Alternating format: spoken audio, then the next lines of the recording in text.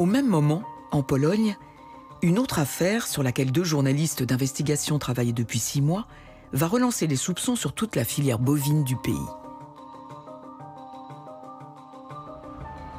L'un d'eux, Patrick Szczepaniak, a réussi à se faire embaucher dans un petit abattoir de campagne.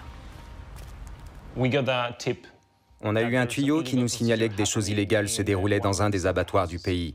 Nous avions déjà eu connaissance de problèmes semblables dans d'autres abattoirs, mais cette fois-ci, nous en avions la certitude.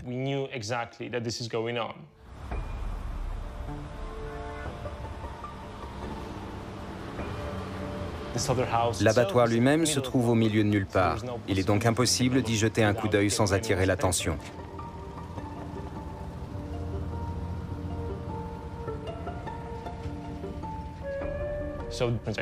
J'ai modifié mon apparence et mon comportement et j'ai passé un entretien d'embauche dans cet abattoir.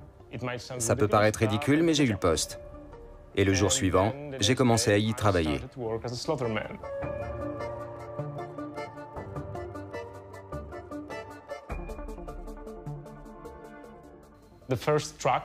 Les premiers camions de vaches malades ou mortes sont apparus.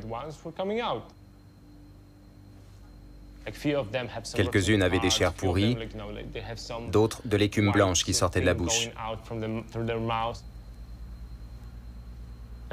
Bien sûr, il n'y avait pas de vétérinaire. Le vétérinaire arrivait tôt le matin pour compter les têtes de bétail abattues, mais ne vérifiait jamais la viande. Il se comportait comme si toute cette viande bovine était apparue par magie au milieu de la nuit.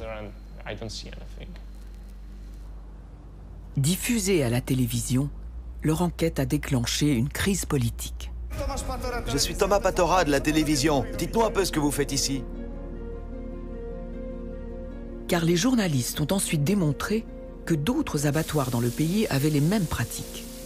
Ils achetaient à prix cassé des vaches destinées à l'équarrissage et revendaient la viande au prix normal. Ça a eu un fort retentissement et le ministère de l'Agriculture a dû prendre des mesures. Il a ordonné un plan de contrôle massif de chaque abattoir de Pologne. Il y en a environ 400. Mais les abattoirs inspectés en étaient informés une semaine à l'avance. Il n'y a donc jamais eu d'effet de surprise.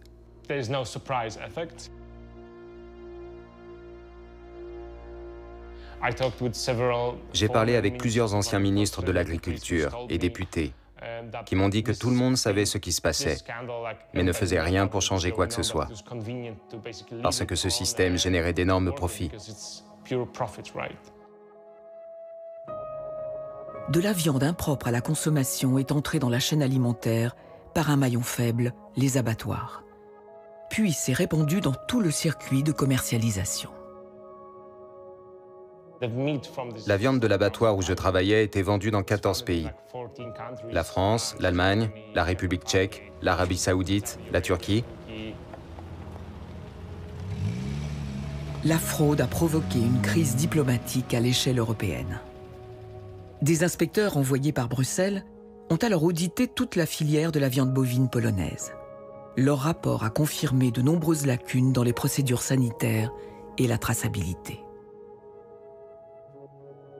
Ils fournissent toute l'Europe à des prix défiant toute concurrence. Et donc, on a un souci. Cette viande, potentiellement, part sur les marchés sans qu'elle ait été correctement contrôlée.